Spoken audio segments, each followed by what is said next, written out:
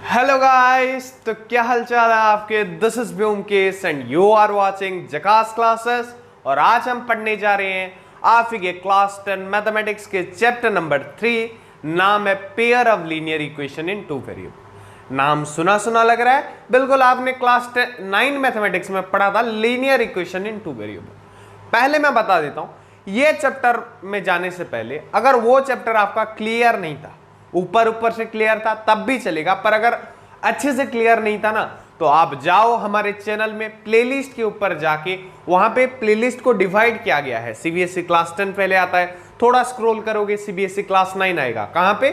Channel में जाओगे, आप होम में रहते हो, ऊपर दिखना प्लेलिस्ट पे टच करना, वहां से जा सकते हो। उसके बाद सीबीएसई क्लास 9 आएगा, स्क्रॉल करते जाओगे प्लेलिस्ट में, तो वहां पे क्लास 9 मैथ्स होगा, उसको टच करने के बाद क्लास 9 मैथ के सारे वीडियोस ओपन हो जाएंगे और उनमें से ये लीनियर इक्वेशन वाला चैप्टर आप देख सकते हो। समझ गए? अगर क्लियर नहीं है तो, अगर थोड़ा बहुत भी क्लियर, थोड़ा बहुत नहीं, अच्छे से थोड़ा क्लियर था ऊपर ऊपर से, तो बाकी सब तो मैं क्लियर करा दूंगा। तो तुमने देखा था उसी चैप्टर में कि लीनियर इक्वेशन होता क्या है। कोई भी ऐसा इक्वेशन जो किस फॉर्मेट में हो, ax plus b y plus c equals to 0 वाले फॉर्मेट में हो, जहां पे a and b are non zero. समझ गए? x और y वेरिएबल्स हैं। तो यहां पे भी देखो बिल्कुल वही फॉर्मेट में है कि नहीं है। अरे ये 5 को इधर ले आऊंगा तो प्लस माइनस 5 नहीं हो जाएगा, वही तो c होता है वैल्यू। तो ये भी उसी फॉर्मेट में है। तो ये भी लीनियर इक्वेशन है। कौन सा? 2x plus 3y equals to 5 और x minus 2y equals to 3 भी एक लीनियर इक्वेशन है। पर चैप्टर का नाम क्या है? Pair of linear equation. अगर बात करें एक शूज की, तो एक चप्पल, एक जूता, पर अगर पेयर की बात करें तो उन्हीं के जैसा और एक पीस जिसमें थोड़ा बहुत वेरिएशन होता है। थोड़ा ना राइट वाला जूता और लेफ्ट वाला जूता सेम होता है। हाँ, पुराने जमाने में एक था जूता जिसका नाम था उत्कल टेनरी, वहां पे ऐसा जूता बनता था कि दोनों साइड के सेम होते थे, पर आजकल लेफ्ट का अलग दिखता है, राइट का अलग दिखता है। समझ गए? तो यहां पे भी क्या, दो लीनियर इक्वेशन होंगे। ये देखो दो हैं और ये एक पेयर है। तो जैसे तुम्हें पता है एक जोड़े में क्या अंतर क्या होता है, थोड़ा बहुत होता है, पर सिमिलरिटी भी कुछ होता है। वैसे यहां पे सिमिलरिटी क्या है कि यहां पे भी x और y ही वेरिएबल है और यहां पे भी x और y ही वेरिएबल है, ये सेम है। पर ये जो a b इनका वैल्यू दोनों जगह अलग अलग है, a b c का वैल्यू, पर x और y का वैल्यू क्या है? सेम है। तो यहां पे तुम देख सकते हो ऐसे इक्वेशन को, these two linear equation are in the same two variables, इन दोनों के पास सेम वेरिएबल्स हैं, that is x and y। This equation are called pair of linear equation. और वैसे इक्वेशन को बोलते हैं pair of linear equation in two variable. तो लीनियर इक्वेशन तो जो इक्वेशन एक लाइन में होता है इक्वल टू सिंबल के साथ, उसको बोलते हैं linear equation in two variable. ये है, इसको क्या बोलते हैं? Linear equation in two variable. Linear equation in two variable. चलो यहां पे ऐसे लिख देता हूं, तुम समझ जाओगे। तो ये है दो वेरिएबल, कौन कौन से? एक x है, दूसरा y है। और वही सेम वेरिएबल को लेके अगर दो इक्वेशन लिखते हैं तो उनको एक जोड़ा कहा जाता है, एक पेयर कहा जाता है linear equation in two variable का। तो क्या पेयर है समझ गए? तो देखो एक इक्वेशन होता था तो सॉल्व करना 9th क्लास में पता चल गया। 10th में क्या है? ये पेयर को सॉल्व करना जानना पड़ेगा। इसके डिफरेंट मेथड्स हैं, जैसे एक है ग्राफिकल मेथड, तो वो सब हम डिस्कस करने वाले हैं। So before I move to all those, pause the video and note all this down in the notebook और योर कॉपी।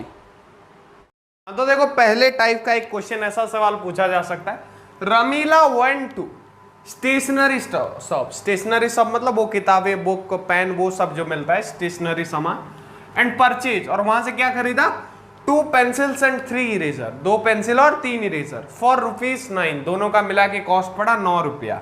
और सोनाली उसकी दोस्त purchase 4 pencil and 6 eraser for same kind, मतलब सेम तरह के थे।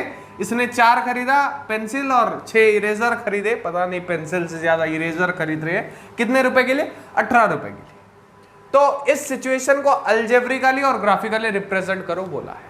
हमें ये नहीं बोला है कि इरेजर का प्राइस बताओ या फिर पेंसिल का इंडिविजुअल प्राइस बताओ, और इस सवाल में आ भी नहीं सकता। मैं बता सकता हूं कि इसका आंसर निकालना इस प्रोसेस से तो नहीं आएगा, जिसमें सुनो इसमें दो तरह का सवाल आता है, एक ये रिप्रेजेंट करो अलजेब्रिकली और ग्राफिकली, दूसरा आएगा इसका आंसर फाइंड करो, मतलब इरेजर का प्राइस, पेंसिल का प्राइस ग्राफिकली या फिर अलजेब्रिकली फाइंड करो बोलेगा। तो ये कौन सा वाला सवाल है, रिप्रेजेंट करो वाला। तो दोनों में एक काम तुम्हें कॉमन करना है, लेट प्राइस ऑफ, मान लीजिए कि प्राइस ऑफ पेंसिल जो है वो x है, वो कितना है x, so price of eraser y। तो देखो हमें हमारा दो वेरिएबल मिल गया। अब इनको अगर अलजेब्रिकली रिप्रेजेंट करना है तो मैं लिख सकता हूं कितने पेंसिल है, यहां पे दो पेंसिल और एक पेंसिल का प्राइस x, सो 2x प्लस 3 इरेजर है, इरेजर का price y, 2x plus 3y, और इन दोनों का प्राइस मिल गया कितना हो रहा है 9 रुपया, मीन्स 9। और दूसरा इक्वेशन कौन सा होगा, सोनाली वाला केस, जिसमें 4 इंटू एक्स क्योंकि पेंसिल 4 है, plus 6 into y 6y equals to 18। समझ गए? तो ये देखो ये हो गया अलजेब्रिकली रिप्रेजेंट, या फिर अगर तुम चाहो तो -9 -18 इधर ला सकते हो, पर इधर छोड़ने से भी ठीक है। अब ये ग्राफिकली कैसे रिप्रेजेंट करेंगे, तो अगर बात होता है ग्राफिकली का तो ये हो जाता है, देखो पहले तुम्हें एक्स और वाई कोऑर्डिनेट निकालने पड़ेंगे। कहां से निकालोगे, इस वाले इक्वेशन से ही निकलेंगे। तो पहले वाले इक्वेशन से और दूसरे वाले इक्वेशन से दो दो निकालो। पहले वाले इक्वेशन देखते हैं, यहाँ पे 0 पुट कर देंगे तो 0 इंटू 2 0, सो 3, तो y का वैल्यू आ जाएगा 0। अगर x होगा तो y हो जाएगा 3, अगर y ही 0 हो जाए तो x हो जाएगा कितना, y 0 हो गया तो x आ गया 4.5। चलो ये नंबर नहीं लेते क्योंकि पॉइंट में आ रहा है, हमेशा ऐसा आंसर लेना कि सिंगल डिजिट आ जाए। तो 3 में क्या ले, चलो 3 में ले लेते हैं 1 ले लेते हैं, y का वैल्यू कितना ले ले 1 ले लेते हैं। कोई भी ले सकते हो, ऐसा वैल्यू लेना कि यार पॉइंट में आंसर ना आए ताकि रिप्रेजेंट करने में आसानी हो। तो y 1 लेंगे तो 3 1 जा 3, तो 9 से 3 जाएगा तो 6, तो 2x equals to 3, this implies x equals to 3, तो ये आ गया।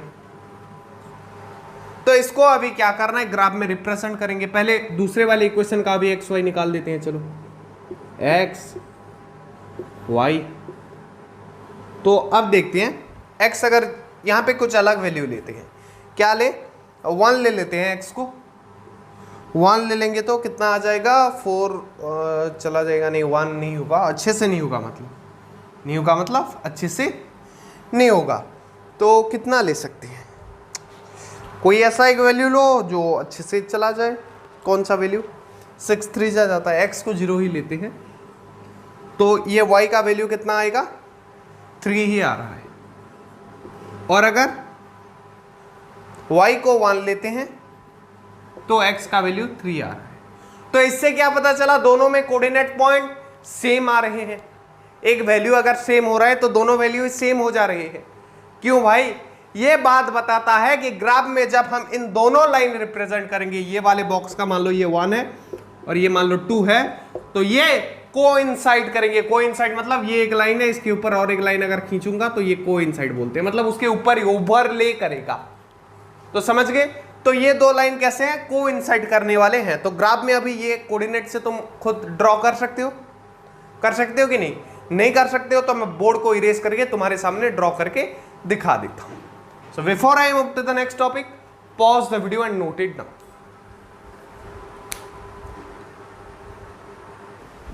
हाँ, तो देखो मैंने बोर्ड को थोड़ा जूम कर दिया है ताकि पॉइंट को हम अच्छे से प्लॉट कर सकें।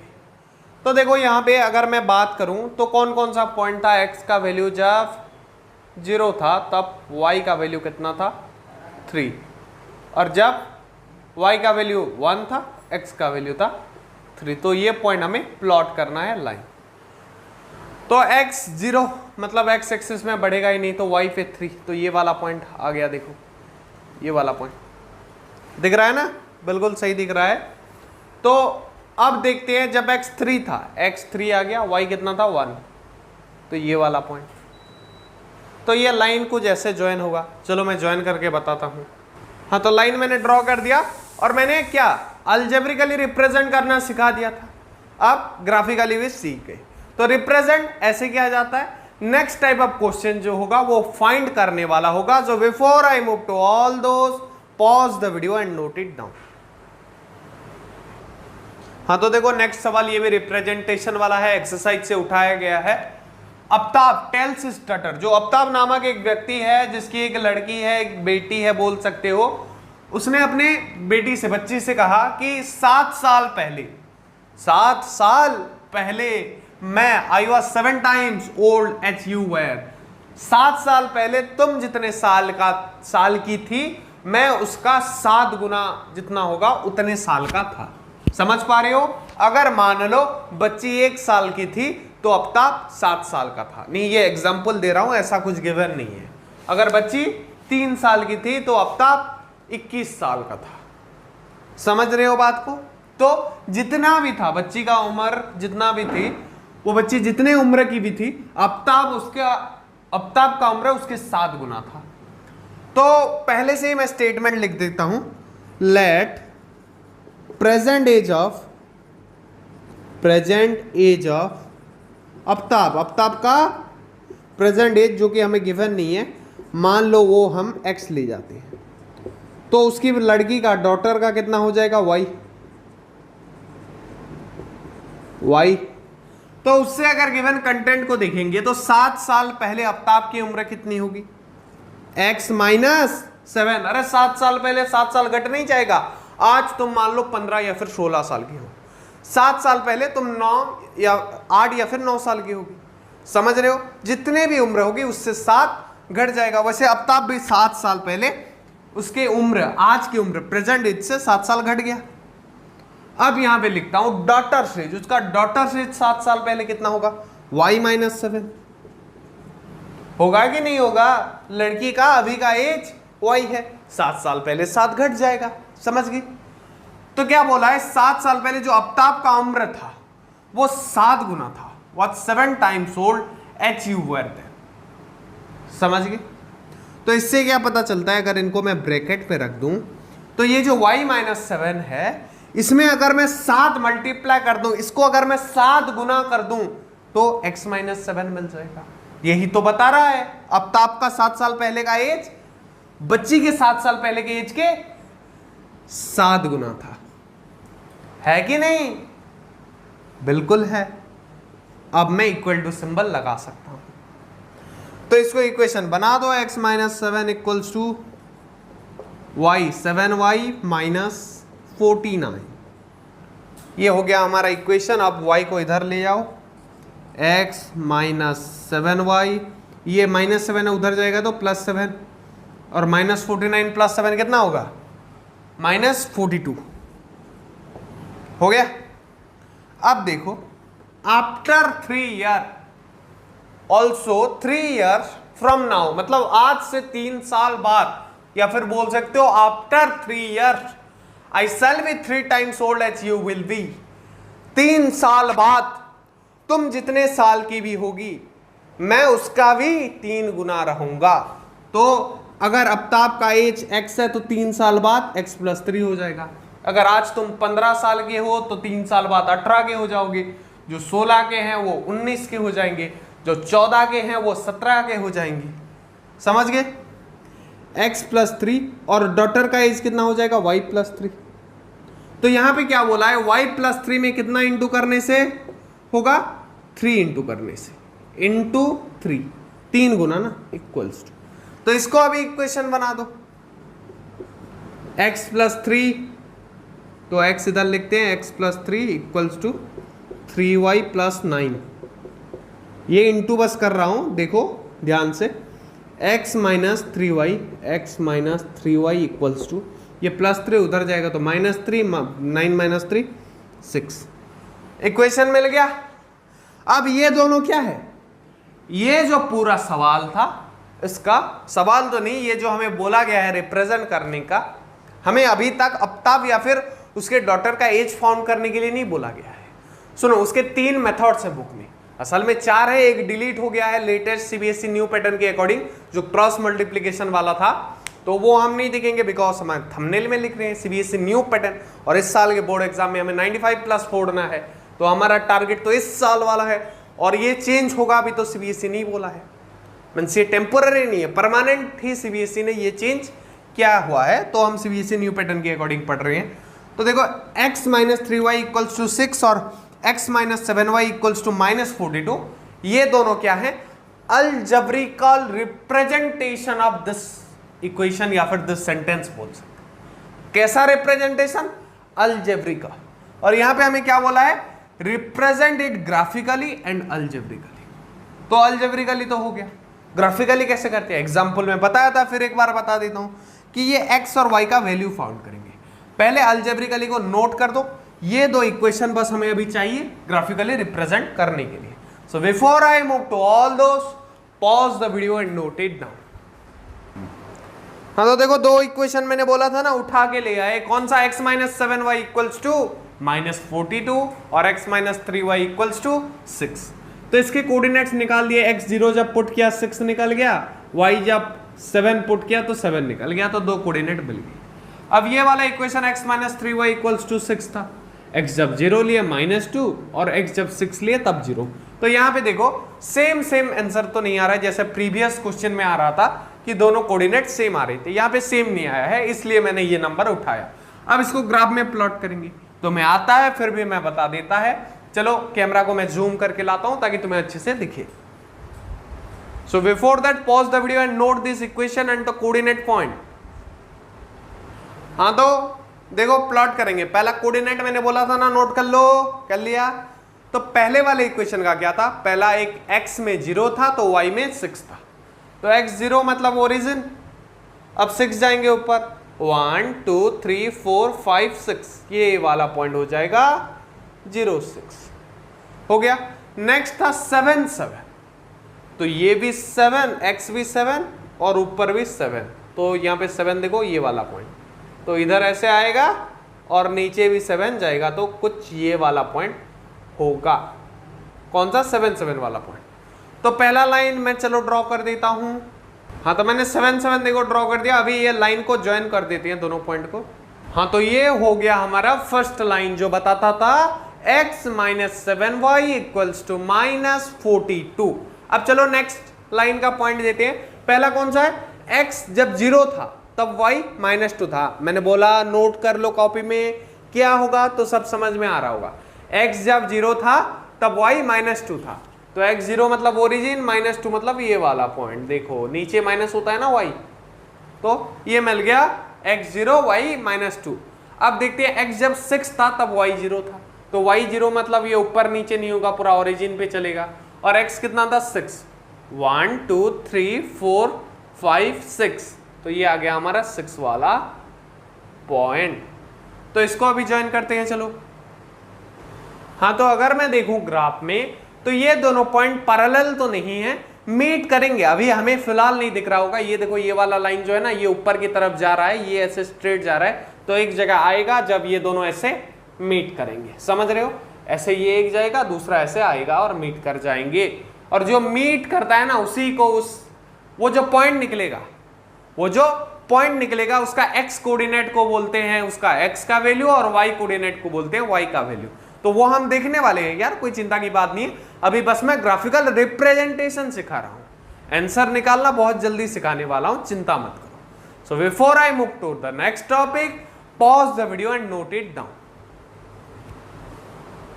सब कुछ दिखा दे रहा हूं ताकि तुम इसको अच्छे से पॉज करके नोट कर सको। देखो इक्वेशन है, कोऑर्डिनेट है, लाइन भी ड्रॉ किया गया है, तो कोई समझ में ना आए कोई पार्ट तो तुम थोड़ा रिवर्स करके फिर से उसको रिवाइंड करके देख सकते हो।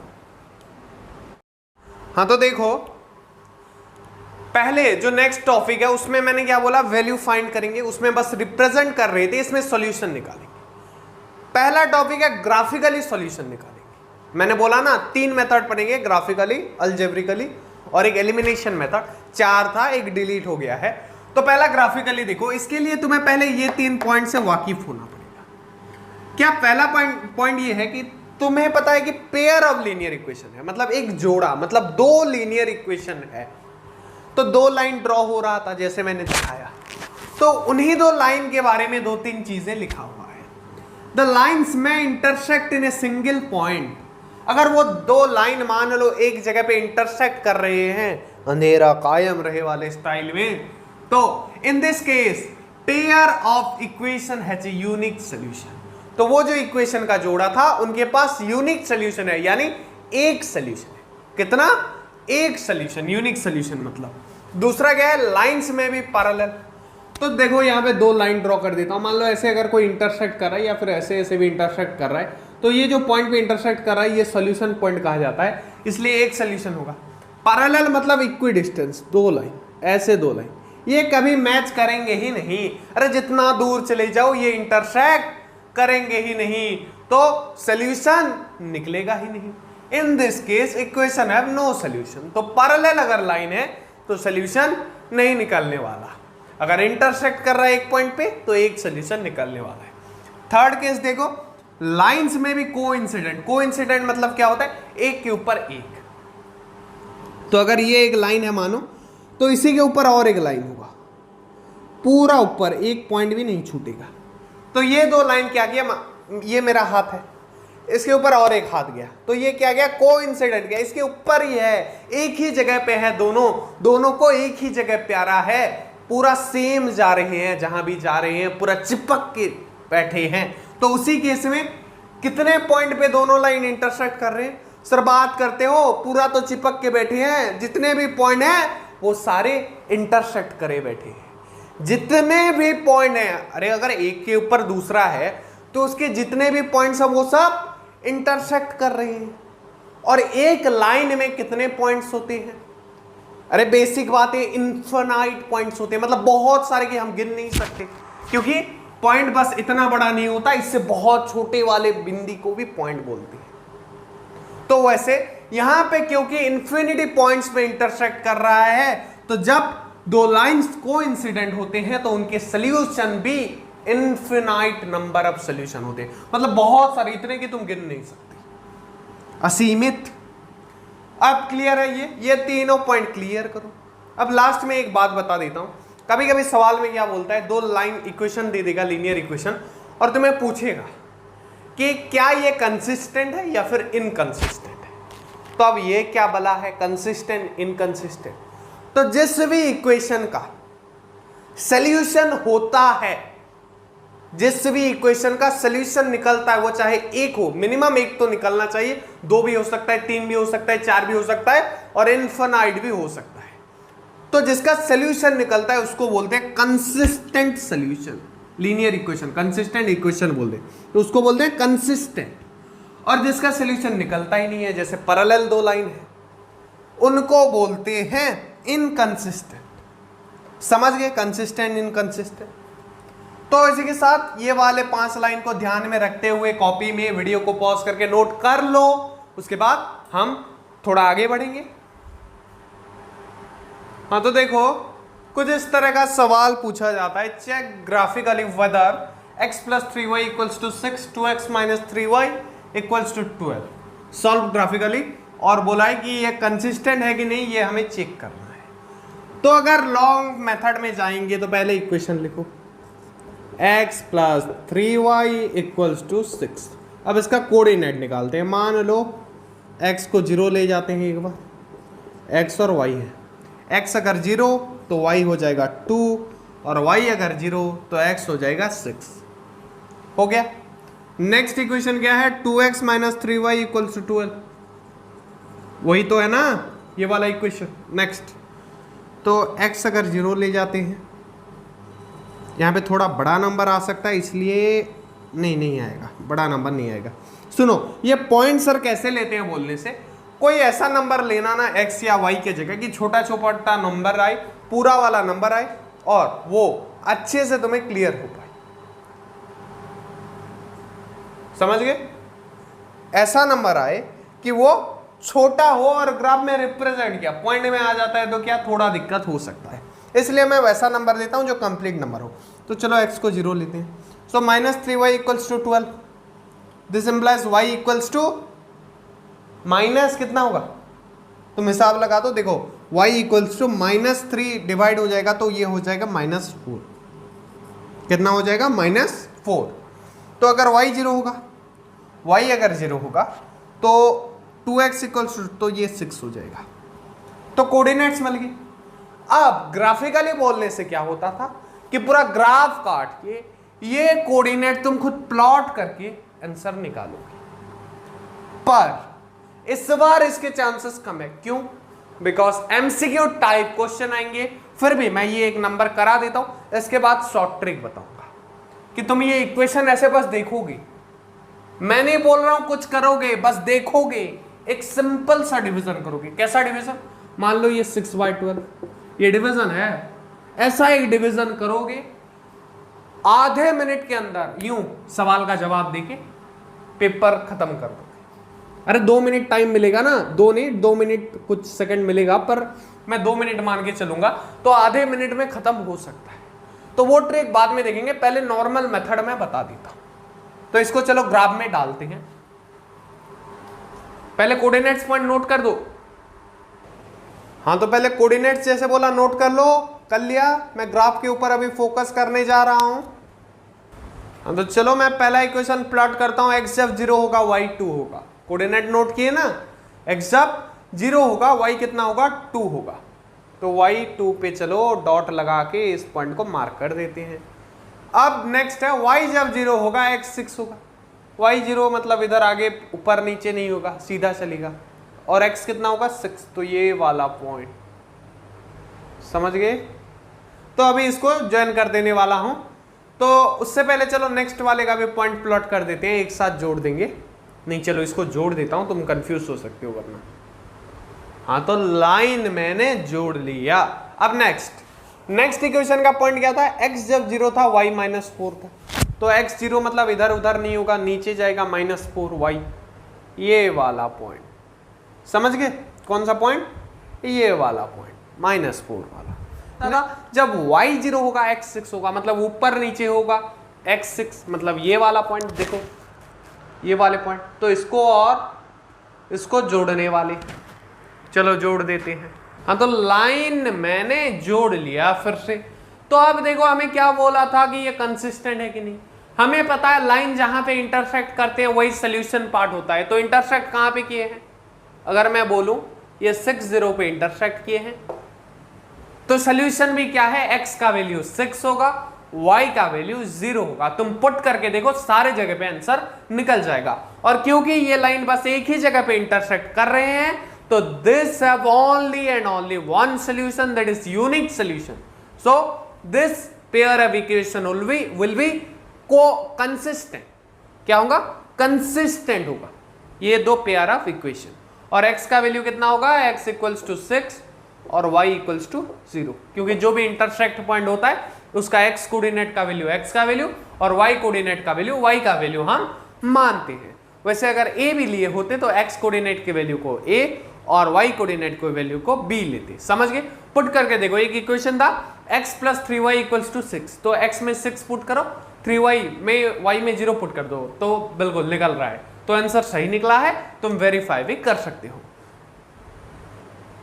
हाँ, तो सारा चीज अभी विजिबल है। You can pause the video and note all this down. Check करके देखो यार, x का वैल्यू 6 पुट करके देखो। नेक्स्ट इक्वेशन में 6 2 जा 2x है ना, 6 2 जा 12, 12 माइनस 3 इंटू 0, तो 12 माइनस 0 12। तो आंसर बिल्कुल ठीक है, वेरीफाई करके देख सकते हैं। अब इसका शॉर्ट ट्रिक बोला था ना, वो बताने चलता हूं। चलो, so before that pause the video and note it down. अभी शॉर्ट ट्रिक की बारी। थोड़ा अभी ये देख लो, तुम्हें हेडिंग नहीं दिख रहा है, चलो थोड़ा ट्राइपॉड को पीछे लिया जाए। हाँ, अब दिख रहा होगा, दिख रहा है ना। हाँ, तो देखो यहाँ पे x plus 2y equals to 6 और दूसरा इक्वेशन मैंने लिया है 3x plus 4y equals to 21। तो इन दोनों में, दोनों एक पेयर है, लीनियर इक्वेशन इन 2 वेरिएबल का। तो इसमें तुम्हें एक चीज डिटरमाइन करना आना चाहिए शॉर्ट ट्रिक को जानने से पहले, a1 b1 c1 और a2 b2 c2। जिनको समझ आ गया अच्छी बात है, नहीं समझ आया बोल रहे हो अब ये क्या भला है, तो चलो बता देता हूं कि ये एक इक्वेशन है। देखो x plus 2y equals to 6, और 9th क्लास में मैंने बताया था कि लीनियर इक्वेशन इन 2 वेरिएबल जो होता है उसका फॉर्मेट होता है ax plus by plus c equals to 0। A x plus b y plus c equals to 0। ये होता है उसका फॉर्मेट, एक्चुअल फॉर्मेट। पर यहां पे क्योंकि दो पेयर हैं, दोनों जगह ए एक्स ए बी वाई ऐसे सेम, ए बी दोनों सेम हो जाएगा, तो हमें लगेगा कि दोनों जगह ये वेरिएबल सेम है, जबकि अलग अलग है। देखो x के पहले यहाँ पे 1 है, कुछ नहीं है मतलब 1 है, यहाँ x के पहले 3 है, तो a दोनों केस में सेम नहीं है, ये a1 है ये a2 है। इसलिए हम पहले लीनियर इक्वेशन को a1 b1 c1 लेते हैं और दूसरे वाले को a2 b2 c2 लेते हैं। तो इस फॉर्मेट में कैसे डालते हैं चलो दिखा देता हूं। जैसे x plus 2y equals to 6। Sir x से पहले a1 है, a1 का वैल्यू 1 पता चल गया, चलो y से पहले 2 है, b1 का वैल्यू 2 पता चल गया। अब ये c1 क्या है, तो इसी इक्वेशन को मैं लिखता हूं, चलो देखो x plus 2y equals to 6। This implies x plus 2y plus c1 होता है ना, plus minus 6 equals to 0। Plus minus minus होगी, ये माइनस 6 से बन जाएगा। पर यहां पे क्या बोल सकते हैं, a1 equals to 1, b1 equals to 2, c1 equals to minus 6। समझ गए कैसे वैल्यू निकाला? अरे बस x के कोएफिशिएंट को a1 बोलते हैं, y के कोएफिशिएंट को b1 बोलते हैं, और जो बच के ऐड होता है जीरो बनाने के लिए इस इक्वेशन को, उसको c1 बोलते हैं। वैसे इसी केस में 3x plus 4y equals to 21। तो अब मैं देखता हूं, चलो बता देता हूं तुम्हें कि इसका मतलब क्या है, a2x plus b2y plus c2 equals to 0।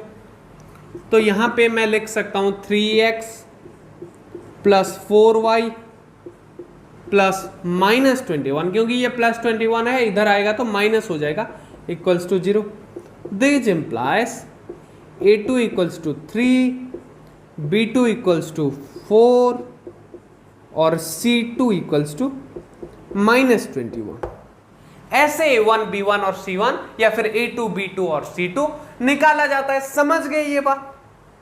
अरे ये इजी बात है, मैंने तुम्हें समझाने के लिए इतना स्टेप किया, वरना मैं तो देख के बता दूं कि यहां पे सर a1 b1 c1 क्या है, तो x a1 1 है, जो तुम्हारा b1 है वो 2 है, और c1 जो है माइनस 6 है। देख के बता सकता हूं, बस तुम्हें समझाने के लिए ये स्टेप किया, तो तुम भी वैसे देख के बता दोगे, और उसी के रिलेशन से ये शॉर्टकट ड्राइव होता है। So before I going to the next topic, pause the video and note it down.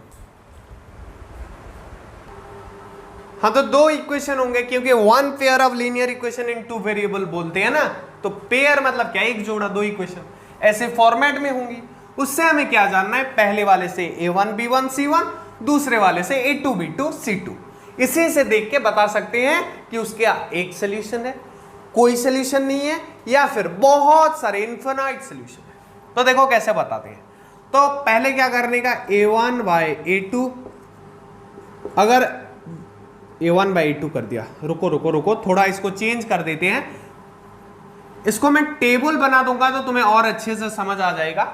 जैसे क्या कि ये a1 b1 से एक रिलेशन बनाएंगे, मतलब दोनों को एक दूसरे से क्या करेंगे, डिवाइड करेंगे, तो उसका रिजल्ट इक्वल हो रहा है कि नहीं हो रहा है, वो देखने के बाद हम इजीली बता पाते हैं कि ये आंसर होगा या फिर नहीं होगा। तो चलो दिखा देता हूं मैं तुम्हें। तो पहले वाला, तो ये है वन सॉल्यूशन या फिर यूनिक सॉल्यूशन, वन सॉल्यूशन या फिर बोल सकते हो यूनिक सॉल्यूशन।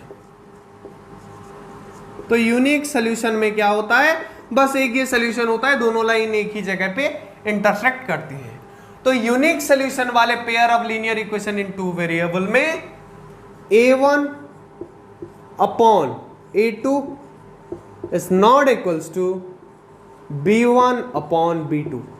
अगर किसी भी इक्वेशन में c1 c2 में जाने की जरूरत नहीं है, अगर a1 बाई a2 उसका b1 बाई b2 के साथ सेम नहीं हो रहा है, तो तुम आंख बंद करके थोप देना कि उसका बस एक सॉल्यूशन होगा, और यह बिल्कुल सच बात है। अब देखते हैं दूसरा केस। दूसरा क्या है कि चलो इन्फिनाइट मेनी सॉल्यूशन, इन्फिनाइट मतलब बहुत सारे, इन्फिनाइट और मेनी सॉल्यूशन, मेनी सॉल्यूशन। तो इस वाले केस में क्या होता है, तो इस वाले केस में होता है a1 upon a2 equals to b1 upon b2 equals to c1 upon c2। अगर A1 अपन A2 B1 अपन B2 C1 अपन C2 जितना भी रिजल्ट निकलेगा वो अगर तीनों सेम होंगे तो वो लीनियर इक्वेशन, वो पेयर वाले linear equation in two variable के इनफिनाइट या फिर बहुत सारे सॉल्यूशन होंगे, हम बोल पाएंगे। तो तीसरा केस है नो सॉल्यूशन का। नो सॉल्यूशन मतलब कोई भी सॉल्यूशन नहीं होगा। तो नो सॉल्यूशन के केस में क्या होता है, वो दो पेयर ऑफ लीनियर इक्वेशन के A1 A2 ऐसे कुछ रिलेशन बनाते हैं। A1 upon A2 equals to B1 upon B2 is not equals to C1 upon C2। A1 upon A2 B1 upon B2 equal हो जाए तो आंख बंद करके इन्फिनाइट मेनी सॉल्यूशन मनना थोप देना, रॉन्ग हो जाएगा। फिर चेक करना कि क्या ये C1 C2 के साथ इक्वल हो रहे हैं। अगर नहीं हो रहे हैं तो नो सॉल्यूशन, अगर हो रहे हैं तो इन्फिनाइटली मेनी सॉल्यूशन। और अगर A1 अपॉन A2 ही B1 अपॉन B2 के साथ सेम नहीं हो रहा है तो that pair of linear equation is unique solution. समझ गए? फंडा क्लियर है? तो इसी के साथ ग्राफिकल रिप्रेजेंटेशन वाला टॉपिक खत्म होता है। थोड़ा बहुत जो होगा मैं बता दूंगा। So before I move to all those, pause the video and note it down. तो देखो हम लोग फाइंड आउट करेंगे ये फॉलोइंग इक्वेशन जो गिवन है ये कंसिस्टेंट है या फिर इनकंसिस्टेंट है, या फिर बोल सकते हो कंसिस्टेंट है या फिर नहीं है। तो पहला इक्वेशन कौन सा है? पहले पेयर ऑफ इक्वेशन है क्योंकि तभी तो हम चेक करेंगे। 3x plus 2y equals to 5, 2x minus 3y equals to 7। तो सबसे पहला काम हमें A1 B1 C1, ये A1 ये B1 और माइनस 5 C1 होगा और ये 2 A2 3 माइनस 3 B2 और माइनस 7 जो होगा वो C2 होने वाला है। तो हम कहां से निकाल सकते हैं? अभी ग्राफ ड्रॉ करेंगे तो लंबा टाइम लगता है। एमसीक्यू इस बार आएगा तो ऐसे सवाल आने की प्रोबेबिलिटी ज्यादा है, तो इसको अच्छे से देखो। तो क्या करेंगे? A1 बाई A2, 3 A1 है और A2 कितना है 2, क्या इक्वल हो रहा है B1 बाई B2 के साथ 2 अपॉन माइनस 3 के साथ? नहीं भाई, बिल्कुल नहीं हो रहा है। A1 upon E2 is not equals to B1 upon B2। तो इस केस में क्या होता है, ये कंसिस्टेंट है क्योंकि इसका यूनिक सोल्यूशन होगा। हमें पता है जिस भी pair of linear equation in two variable का A1 upon A2 is not equals to B1 upon B2, that pair of linear equation has unique solution, एक ही सोल्यूशन होगा। तो ये कंसिस्टेंट हो गया। चलो अभी दूसरा देखते हैं। यहां पे थोड़ा फ्रैक्शन में दिया गया है, मैंने जानबूझ के लिया है ताकि तुम ऐसे नंबर आने पर भी कर पाओ, कंफ्यूज नहीं होने का। पहले A1 कौन सा होगा? 4/3, B1 2, C1 माइनस 8 इधर प्लस है ना, इधर आएगा तो माइनस 8। वैसे 2x प्लस 3y में वहां A2 2 है, B2 3 है और C2 कितना है -12। समझ गए? यहां पे देखो A1 upon A2 is not equals to B1 upon B2, इसलिए मैं C1 अपॉन C2 में गया ही नहीं। यहां पे देखते हैं जा पाते हैं कि नहीं। तो 4/3 upon A1 upon A2 2, 2 2s 4 equals to 2 upon 3, ये होगा। अभी B1 अपॉन B2 करते हैं। B1 अपॉन B2 भी देखो इक्वल आ रहा है 2 अपॉन 3, ये B1 है ये B2 है, तो बिल्कुल A1 upon A2 is equals to B1 upon B2। तो देखते हैं C1 C2 के साथ इनका क्या नाता होता है। तो C1 कितना है -8, C2 कितना है -12। अरे ये सब इधर है तो प्लस है, लेफ्ट साइड आ जाएगा तो माइनस होगा, इसलिए माइनस डायरेक्ट लिख दे रहा हूं। 4 2 जा, ये माइनस माइनस पहले कटेगा प्लस हो जाएगा, 4 2 जा और 4 3 जा, तो ये भी इक्वल हो रहे हैं 2 अपॉन 3।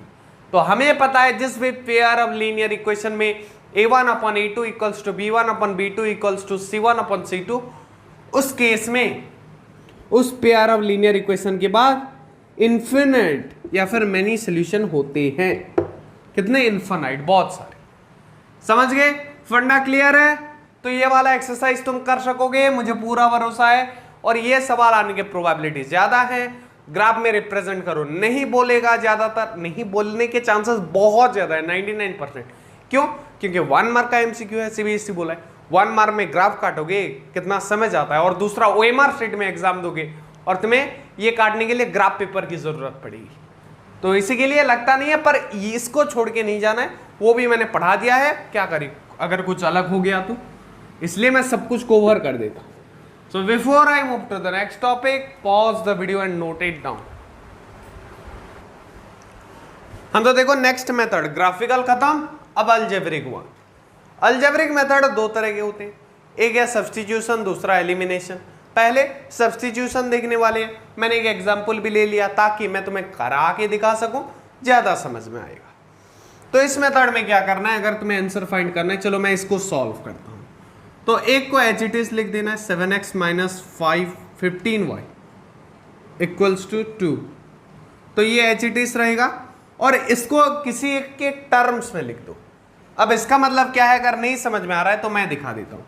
तो मैं इसको लिख सकता हूं x equals two plus 2y, इधर आएगा तो 3 माइनस 2y। तो मैंने क्या किया, सेकंड वाले इक्वेशन को x के टर्म में लिख दिया, x के हिसाब से लिख दिया, तुम बोल सकती हो, या फिर तुम चाहो तो y के हिसाब से लिख देना। y इक्वल्स टू, ये x इधर जाएगा माइनस होगा, तो 3 minus x by 2, 3 minus x हो जाएगा, और यहाँ पे 2y था तो 2y यहाँ का 2 चला गया तो उधर डिवाइडेड बाय 2 होगा, क्योंकि यहाँ पे इनटू था, उधर जाएगा तो डिवाइड होगा। समझ गए? तो y के टर्म्स में लिखने से ऐसा होगा और x के टर्म में ऐसा होगा। क्योंकि x के टर्म में सीधा सीधा दिख रहा है तो मैं इसको लेना प्रेफर करूंगा, और तुम भी हमेशा ऐसा वाला को लेना प्रेफर करना। तुम चाहे जो भी लेने से होगा, बस क्यों मैं ये ले रहा हूं, ताकि जो हम मल्टीप्लिकेशन करें, डिविजन करें, उसमें थोड़ा आसानी हो। समझ गए? तो अभी ये x का वैल्यू हमें मिल गया, तुम बोल सकते हो, तो इसी वैल्यू को यहां पे पुट कर दो। तो 7 into 3 minus 2y minus 15y equals to 2। This implies 7 3s are 21, 7 2s are 14, 14y minus 15y equals to 2. This implies minus 29y equals to, ये 21 इधर प्लस है, उधर जाएगा तो यहाँ पे प्लस है ना, तो उधर जाएगा तो माइनस, 2 माइनस 21 19। समझ गए? This implies y equals to, ये हो जाएगा 19 अपॉन, ये इधर माइनस 19 होगा, ये हाँ 19 माइनस 19 अपॉन माइनस 29, तो ये माइनस माइनस प्लस हो जाएगा, तो 19 अपॉन 29 y का वैल्यू आएगा। अब x का वैल्यू कैसे फाइंड करें, x equals to 3 minus 2y, this implies x equals to 3 minus 2 into 19/29 equals to, ये 2 इंटू हो जाएगा तो 3 माइनस 19 2 जा, तो ये हो जाएगा 15 2 जा 30 होता है, और 4 2 जा 8, तो 38 नॉर्मली कर सकते हो, या फिर नहीं आता तो ऐसे कर सकते हो, 38 अपॉन 29। तो ये हो जाएगा 29 3 जा 29 इंटू 3, तो ये हो जाएगा 60 और 27, दिस इंप्लाइज 87। 29 3 जा 87, 87 minus 38 divided by 29 equals to, यहाँ पे आंसर आ जाएगा, ये 30 चला जाए 49 अपॉन 29 अपॉन 29, ये आ गया तुम्हारा x का वैल्यू, ये आ गया y का वैल्यू। हाँ तो चलो सवाल देखते हैं, डिफरेंस बिटवीन टू नंबर्स। तो दो नंबर्स के बीच जो डिफरेंस है वो 26 है, और एक जो नंबर है वो दूसरे नंबर का 3 गुना है। तो इसको पहले क्या करने का, इक्वेशन में तब्दील कर देने का। मान लो दो नंबर x लेट, और जो स्मॉल नंबर है ना, छोटा वाला नंबर, एक छोटा है ना, डिफरेंस है मतलब क्या, एक छोटा एक बड़ा है, और एक 3 गुना छोटा है या फिर 3 गुना बड़ा है, जो क्या बता रहा है कि एक नंबर दोनों इक्वल नहीं है, एक बड़ा एक छोटा है। Let small number be x greater be y, मान लेते हैं ग्रेटर बी y। अब यहां पे क्या बोला है, दोनों के बीच डिफरेंस, मतलब बड़ा कौन है, y, y से x अगर सब्सट्रैक्ट कर देंगे तो क्या मिलेगा, 26 मिलेगा। और अगर इसका 3 टाइम्स फिर है, इसका मतलब क्या, y इज 3 टाइम्स x, छोटे वाले का ही 3 गुना होगा बड़ा वाला, सो y इक्वल्स टू 3x। तो इसी वैल्यू को यहां पे पुट कर दो। This implies 3x minus x equals to 26। This implies 2x equals to 26 implies x equals to 26/2 equals to 13। और यही आंसर हुआ, नंबर खत्म। ऐसा सवाल आएगा हलवा सवाल, थोड़ा कहीं पे घुमाता है तो पहला काम सुनो, इक्वेशन बना देने का। एक इक्वेशन, दो इक्वेशन निकलेंगे, एक इक्वेशन को जैसा है वैसा रखने का, दूसरे को या तो y के टर्म में या फिर x के टर्म में तब्दील करके उसके वैल्यू को पहले इक्वेशन में पुट कर देने का। उसके बाद सोल्यूशन अपने आप निकल जाता है। x का वैल्यू निकल जाएगा, y का अभी देख लो, मैं निकाल देता हूं। 13 इंटू 3 इक्वल्स टू 39 मिल गया, यही आंसर था। तो ऐसा ही आएगा। Before I move to the next topic, वो टॉपिक भी बहुत इंटरेस्टिंग है, ये अलजेब्रिक मेथड का ही मतलब सब यूनिट है बोल सकते हो, वो भी सवाल करेंगे, समझ में आ जाएगा। तो सवाल ही करना है अभी। So before I move to the next, pause the video and note it down. तो देखो नेक्स्ट मेथड है एलिमिनेशन मेथड। ये देख लो, ऐसे दो पेयर ऑफ लीनियर इक्वेशन दिए रहेंगे, हमें सॉल्व करना होगा एलिमिनेशन मेथड से। तो ये मेथड मुझे सबसे आसान लगता है और सबसे जल्दी होने वाला मेथड लगता है। पर जब ये सुइटेबल है, वो हर जगह अगर घुसेड़ोगे तो चांस नहीं है कि सवाल आंसर बन जाए। हाँ होते हैं, चांस होते हैं, पर क्या होता है कि थोड़ा लेंदी हो सकता है। अगर सीधा सीधा दिख रहा है तो इजीली हो जाता है। कैसे, चलो बताता हूं। तो पहले तो इनमें से किसी एक को सेम कर देना, मतलब यहां पे x का वैल्यू, x का कोएफिशिएंट 2 है, यहां पे x का कोएफिशिएंट 3 है, यहां पे y का कोएफिशिएंट 3 है, यहां पे y का कोएफिशिएंट 6 है। तो या तो इधर या तो इधर एक ऐसा नंबर मल्टीप्लाई करके देखो, या फिर दोनों तरफ भी कर सकते हो इक्वली, कि किसी का भी या तो x का या तो y का कोएफिशिएंट थोड़ा मिक्स हो जाए, आसानी से हो जाए, वैसा नंबर सोचना। तो यहां पे देखो, यहां पे 3y है, यहां पे 6y है, तो इधर अगर मैं 2 मल्टीप्लाई कर दूंगा तो 6y चला आएगा। तो मैं कर देता हूं। तो 2 इंटू ये वाला इक्वेशन, पहला वाला इक्वेशन हो जाएगा तो क्या होगा, 2 मल्टीप्लाई कर दूंगा तो डायरेक्ट लिख देता हूं, 4x plus 6y equals to 60। सब जगह 2 मल्टीप्लाई होगा, मिल गया। अब इससे माइनस कर दो वो वाला equation, 3x plus 6y equals to 15। तो अभी हमें क्या मिला, ये 4x से 3x गया 1x, और ये बचा 0 equals to 1। This implies x equals to 1, this implies y equals to, तो y का वैल्यू क्या होगा, तो y का वैल्यू क्या होगा, यहां से निकाल सकते हो। अगर x यहां पे 1 होता है तो 1 पुट कर दो, कितना आएगा, तो 2 इंटू, चलो ये मैं पुट करके तुम्हें दिखा देता हूं। दिस इंप्लाइज 2 इंटू x का वैल्यू कितना है, 1 है ना, plus 3 into 3y equals to 8। This implies 3y equals to 8 minus 2, क्योंकि 2 1 जा 2 equals to 6। This implies y equals to 6/3 equals to 2। समझ गए, क्लियर है फंडा। ऐसे एलिमिनेशन मेथड से सॉल्व किया जा सकता है। अभी और एक मेथड बताता हूं तुम्हें, एक और सवाल देता हूं, तुम्हें थोड़ा कंफ्यूज करूंगा, होना नहीं पर।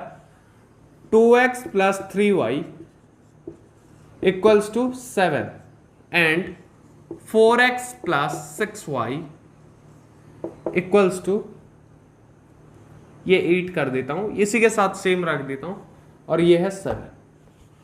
अब मैं बोलता हूं कि इसका एलिमिनेशन मेथड से इसका सोल्यूशन निकालो।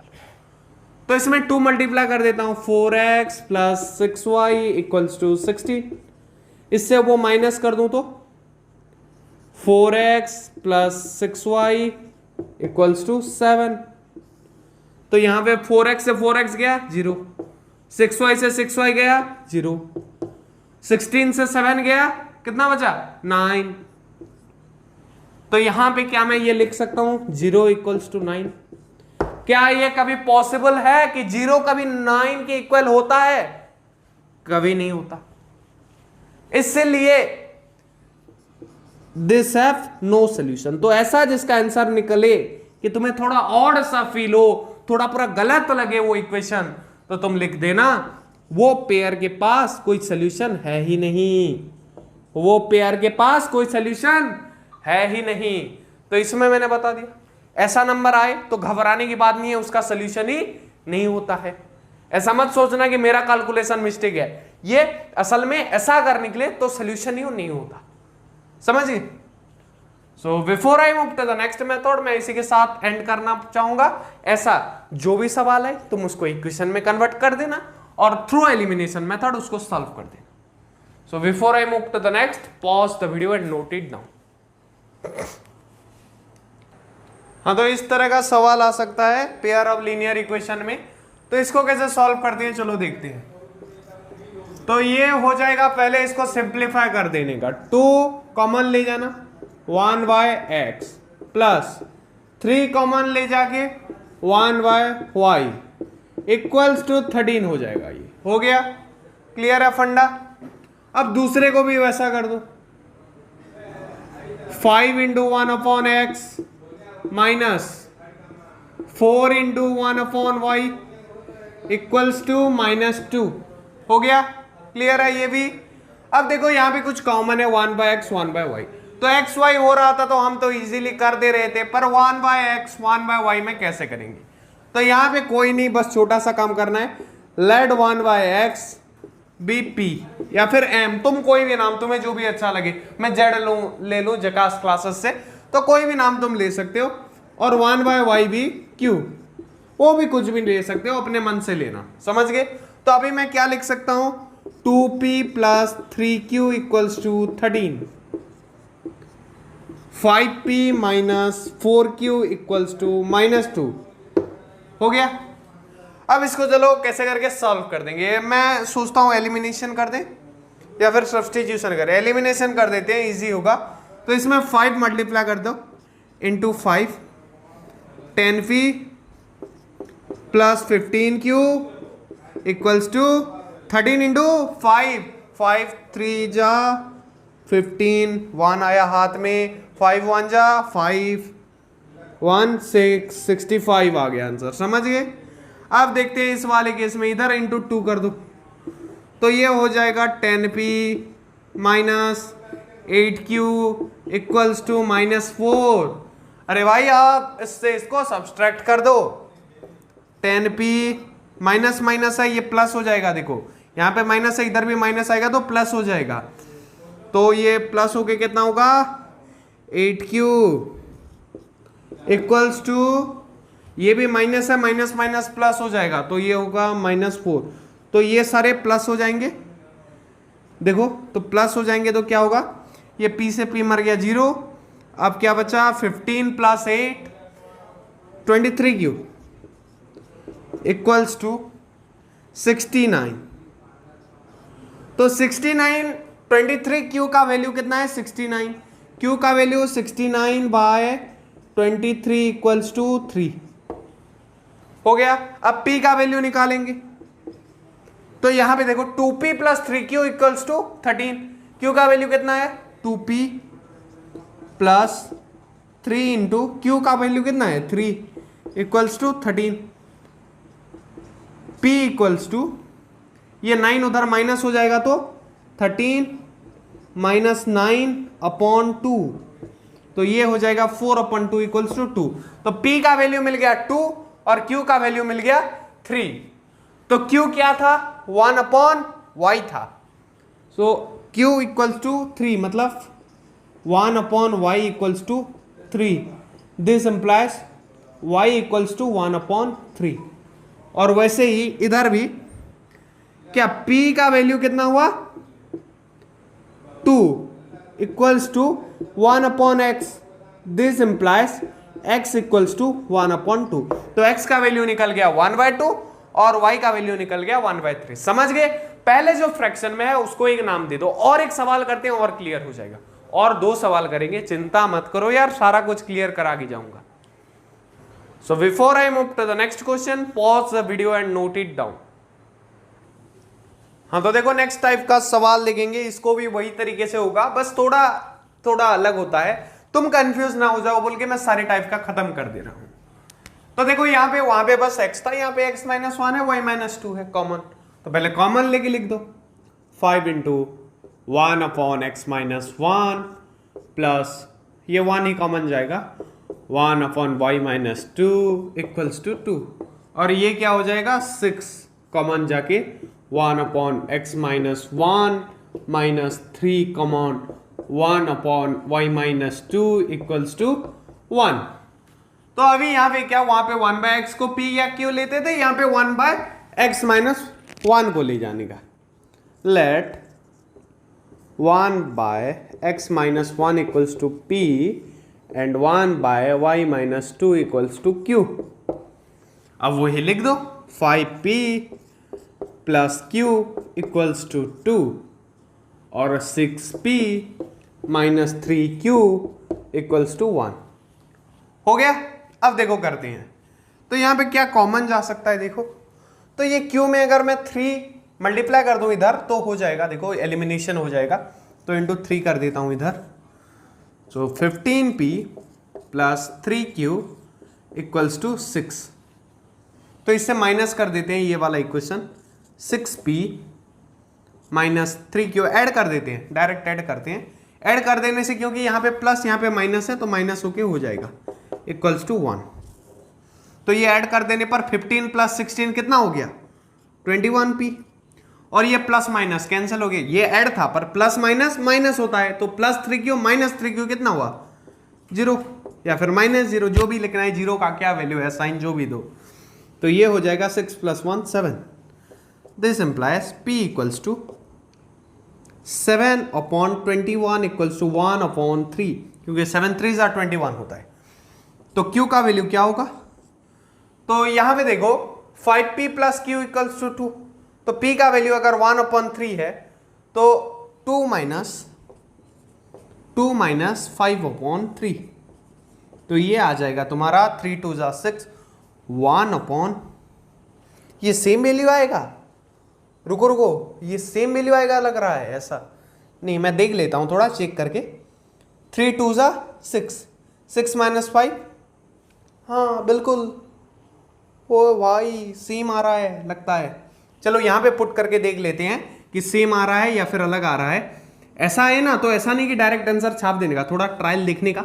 अगर तुम्हें कैलकुलेशन सही भी है, थोड़ा डाउट लग रहा है, तो और एक बार ट्रायल कर देने का। तो 6 इंटू पी का वैल्यू कितना है 1 upon 3, 6 into 1 upon 3 equals to 1 plus 3q, तो ये हो जाएगा 6 अपॉन 3 इक्वल्स टू 2, 3 2 जा चला जाएगा तो 2 आ गया, माइनस 1 इक्वल्स टू 3q, बिल्कुल हम सही कर रहे थे।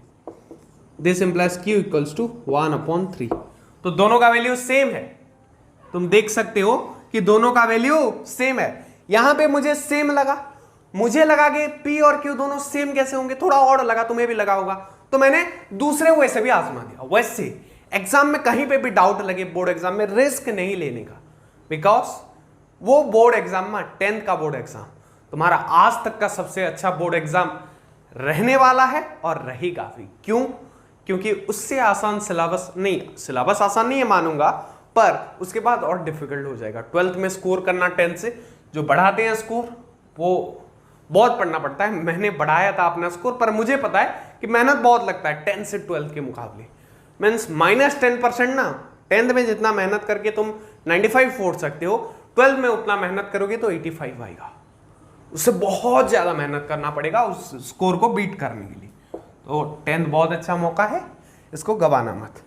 तो p का वैल्यू 1 अपॉन 3 आया, तो p क्या होता है 1 by x minus 1 equals to 1 upon 3। This implies x minus 1 equals to 3। This implies x equals to 4, 3 plus 1। वैसे ही ये भी हो जाएगा 1 by y minus 2। This implies 3 equals to y minus 2। तो y क्या हो जाएगा 3 प्लस 2 इक्वल्स टू 5। समझ गए? तो y का वैल्यू 5 और x का वैल्यू 4 आया।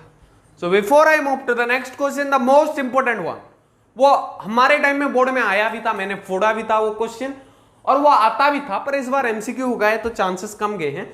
फिर भी वो क्वेश्चन अगर तुम्हें आता है तो तुम्हें pair of linear equation in two variable बहुत अच्छे से आता है। समझ गए? तो इसको पहले नोट कर लो। हाँ तो चलो देखते हैं ये वाला इस सवाल का जवाब। बहुत आसान है, मैं बता देता हूं सर आपको, तो हर कोई आसान लगता है। हाँ लगेगा ही, तुम्हें भी लगने लगेगा, थोड़ा प्रैक्टिस करना शुरू कर दो। A boat goes 30 kilometre upstream and 44 kilometre downstream in 10 hour and 40 kilometer upstream and 55 kilometer downstream in 13 hour. Determine speed upstream and speed of boat. तो पहले upstream downstream होता क्या है? तुम्हें पता है कि नदी में पानी बहता है, समंदर में पानी बहता है।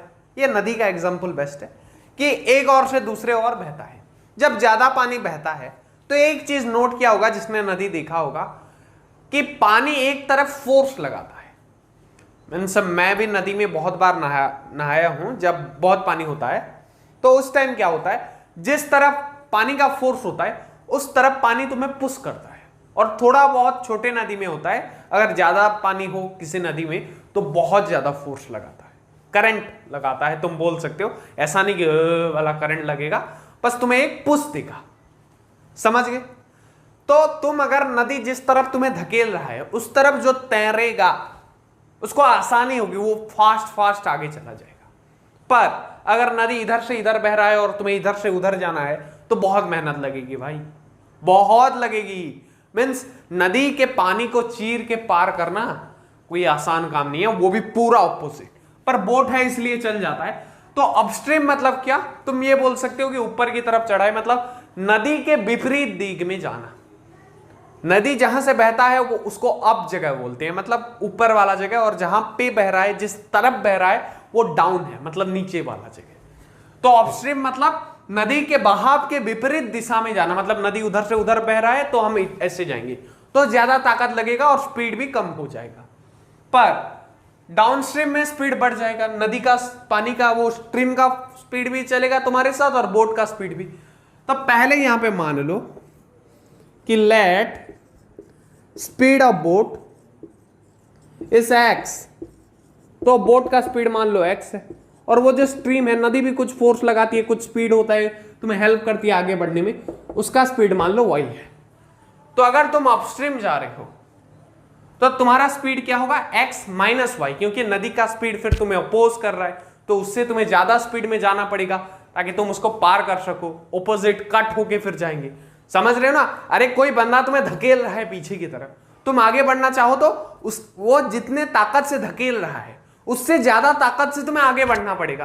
तो उसका फोर्स माइनस होगा, जो तुम ज्यादा लगाओगे, जितना ज्यादा लगाओगे उतना तेजी से आगे बढ़ोगे। कुछ यही यहां पे केस है। पर डाउन से मान लो तुम्हें कोई पीछे से धक्का दे रहा है, तुम्हें आगे बढ़ना है तो ज्यादा स्पीड चले जाओगे। ऐसे मुझे धक्का दिया तो ज्यादा स्पीड में चला जाऊंगा। समझ रहे हो? तो वैसे यहां पे भी तो जो अपस्ट्रीम स्पीड होता है अपस्ट्रीम के टाइम वो होता है x minus y, x minus y, जबकि डाउन स्ट्रीम में स्पीड होता है x प्लस वाई। समझ गए? यहां पे बोला क्या होता है?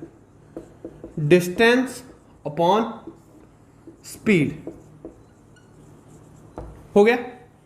तो अब चलो मैं बताता हूं कि मान लो उसने एक टाइम t1 में, इस 10 घंटे में से उसने कुछ समय 30 किलोमीटर अपस्ट्रीम किया और इसी 10 घंटे में से कुछ समय उसने 44 किलोमीटर डाउनस्ट्रीम ट्रेवल किया उस बोट ने। तो मान लो उसने जितना समय तक अपस्ट्रीम ट्रेवल किया वो टाइम था t1, और टाइम का फॉर्मूला क्या है? Distance upon speed. तो उसने अपस्ट्रीम कितना किलोमीटर ट्रेवल किया? 30, अपॉन स्पीड, कितने स्पीड में ट्रेवल किया? ये देखो x माइनस वाई, हमने माना था ना, x माइनस वाई हो गया। वैसे ही मान लो उसने डाउनस्ट्रीम जो ट्रेवल किया 44 किलोमीटर, उसने मान लो t2 टाइम में ट्रेवल किया। t2 भाई वाला t2 नहीं, ये नॉर्मल टाइम टू t2 लिया है, ये कोई बंदे का नाम नहीं है। तो देखो, तो उसने t2 टाइम में कितना डिस्टेंस ट्रेवल किया? 44 किलोमीटर, अपॉन उसका स्पीड कितना था? x प्लस वाई, क्योंकि यहां पे ज्यादा स्पीड होता है। तो मैं क्या बोल सकता हूं कि उसने अपस्ट्रीम जितना टाइम ट्रेवल किया और डाउनस्ट्रीम जितना टाइम ट्रेवल किया, उन दोनों को मिला देने से 10 घंटे हो रही है। So T1 plus T2 equals to 10 hour equals to, इनको भी जोड़ दो, 30 upon x minus y plus 44 upon x plus y. तो एक इक्वेशन यहां से मिल गया, देखो 10 equals to 30 upon x minus y plus 44 upon x plus y. वैसे नेक्स्ट वाले को भी इक्वेशन में लिख सकते हैं। नेक्स्ट केस में इसने 13 घंटे लगाए किसके लिए, 40 किलोमीटर ऑफ स्ट्रीम और 55 किलोमीटर डाउन स्ट्रीम के लिए। तो फिर से लेते हैं एक T1 प्लस T2 जो कि 13 आवर होगा, पर यहां पे पहले वाला कितना डिस्टेंस है, 40 किलोमीटर। कौन से स्पीड से, x माइनस वाई वाले स्पीड से। बिल्कुल ऐसे यहां जैसे लिख रहे हैं वही लिख दे रहा हूं, प्लस ये हो जाएगा 55 अपॉन एक्स प्लस वाई। तो ये हमें मिल गया हमारा दो इक्वेशन। ये दो इक्वेशन को नोट करके रख लो, यही यूज होगा आगे प्रॉब्लम सॉल्व करने के लिए। व्हाइट बोर्ड पे जगह खत्म हो गया, so before I move to erase it, pause the video and note it down. तो अभी हमें बस ये दो इक्वेशन चाहिए सॉल्व करने के लिए। तुम्हें पता है इसके बाद क्या करते हैं, कॉमन ले जाते हैं। कॉमन क्या जाएगा, 31 अपॉन एक्स माइनस वाई। ये स्टेप तो 2-3 बार करा चुका हूं, समझ में आ गया होगा। प्लस ये यहां पे कॉमन क्या जाएगा, 44 1 अपॉन एक्स प्लस वाई हो गया इक्वल्स टू 10। और इधर अगर वैसे लिखूं तो 40 कॉमन जाएगा, 1 upon x minus y plus 55 common जाएगा, 1 upon x plus y equals to 13। हो गया, समझ गए। अब क्या करने का, let 1 upon x minus y equals to p and 1 upon x plus y equals to Q.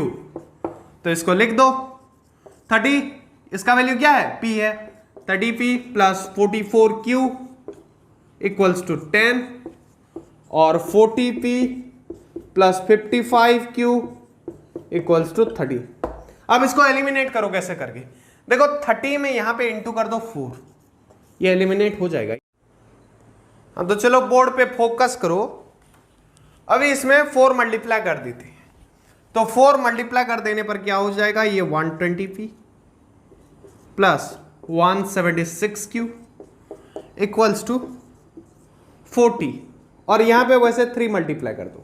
क्यों कर रहे हैं, क्योंकि हमें पता है एलिमिनेशन मेथड में हम या तो p के कोएफिशिएंट या फिर q के कोएफिशिएंट किसी को एक कॉमन करेंगे ताकि हम इनको काट सके, अच्छे से इनको काट सके। Plus 55 into 3 165 q equals to 39। तो ये तुम्हारा हो जाएगा, उसको इससे काट दो, माइनस 120p, ये माइनस इधर प्लस है, माइनस प्लस माइनस आया, फिर इधर प्लस है, minus plus minus, 165q equals to minus 39। तो अब ये करने के बाद तुम्हें यहां पे तो 0 मिलेगा, ये हो जाएगा plus 11q equals to 1। This implies q equals to 1 upon 11। हो गया। अब चलो p का वैल्यू फाइंड करते हैं, तो यहां पे पुट कर सकते हो 30p प्लस 44 इंटू 1 अपॉन 11, 11 4 जा equals to 10। This implies 30p equals to, ये 4 बचा इधर तो 10 से 4 माइनस हो जाएगा, 30p equals to 10 minus 4 equals to 6। This implies p equals to 30 upon 6 upon 30, 6 upon 30, 6 5 जा 1 अपॉन 5 आएगा। किसका वैल्यू, ये इक्वल टू सिंबल अच्छे से दे देता हूं, हाँ, किसका वैल्यू, p का वैल्यू आया 1 अपॉन 5 और q का वैल्यू आया 1 अपॉन 11। अभी भी काम बाकी है। तुम्हें पता है कि हमने p किसको लिया था, 1 by x minus y equals to कितना आया, 1 अपॉन 5 और 1 अपॉन एक्स प्लस वाई, ये कितना आया 1/11। तो ऐसे दो नंबर हैं ये जिनको सब्सट्रैक्ट करने से, तो मैं यहां पे लिख सकता हूं x minus y equals to 5 और x plus y equals to 11। तुम्हें पता चल रहा है ये कौन से दो नंबर होंगे? शायद देखो, अंदाजा लगा के देख सकते हो। हाँ, मुझे पता चल गया है, चलो निकाल देते हैं, इसको ऐड कर देंगे तो निकल जाएगा। ओके, सो बिफोर दैट यहाँ पे जगह नहीं है, या फिर इधर कर सकते हैं, थोड़ा जगह बना देता हूं, एक ही स्टेप में निकल जाएगा तो कर देते। तो ये x माइनस वाई कितना है? 5। x प्लस वाई कितना है? 11। तो x plus y equals to 11, x minus y equals to 5 हो गया। दिस इंप्लाइज, ये लाइन को इधर उड़ाता हूं, 2x, ये x प्लस x कितना होगा? 2x, और y minus y 0 plus 0 equals to कितना आया? 11 plus 5 16। This implies x equals to 8, और 8 से कितना सब्सट्रैक्ट करने पर 5 आएगा? 3। This implies y equals to 3। तो हो गया आंसर, मिल गया इसका जवाब। इसको सुनो, बुक में जो दिया गया है वो क्रॉस मल्टीप्लिकेशन मेथड से दिया गया है, जिसको सीबीएसई ने उड़ा दिया है, तो पढ़ने की जरूरत नहीं है। ये प्रोसेस मैंने बता दिया, शायद कोई बताएगा, उसको उतार के छाप देते हैं टीचर लोग। मैं बोलता हूं बहुत बुरा हो जाएगा, बिकॉज वो मेथड ही नहीं है यार बुक में, तो उसको करने की क्या जरूरत। ये मेथड जो बताए वो याद करो, वीडियो को पॉज करके बोर्ड को में लिखा हुआ चीज नोट कर सकते हो। तो इसी के साथ तुम्हारा ये बहुत ही लेंथी, इंपॉर्टेंट, और जो भी बोलना है बोल सकते हो, लंबा चैप्टर था, one of the toughest chapter of term 1 after introduction to trigonometry. तो ये होता है खत्म। तो मैं लेता हूं तुमसे बता, जाते जाते बता देना चाहूंगा कि तुम्हारे क्लास 10 के लिए सारा कंटेंट तुम्हारा भैया तुम्हारे चैनल जकास क्लासेस पे लेके आएगा। तो जुड़ सकते हो तुम चाहो तो। लाइक शेयर सब्सक्राइब का बोलता नहीं हूं, पर नीडी लोगों को कर देना जिनको जरूरत है। मैं नहीं बोल रहा हूं, क्योंकि मेरा काम है सबको कंटेंट पहुंचाना। मुझे लाइक शेयर सब्सक्राइब ये सब चीजें मोटिवेट तो करता है, पर फिर भी मैं बोलता नहीं हूं, क्योंकि आपको अच्छा लगेगा, आप ऑटोमेटिक कर दोगे। तो इसी के साथ मैं लेता हूं तुमसे विदा, मिलते हैं अगले वीडियोस में। तब तक पढ़ते रहो, जकास क्लासेस देखते रहो, और जो जकास क्लासेस से पढ़ेगा वही एग्जाम में फोड़ेगा। जय हिंद, वंदे मातरम। इसको नोट कर देना।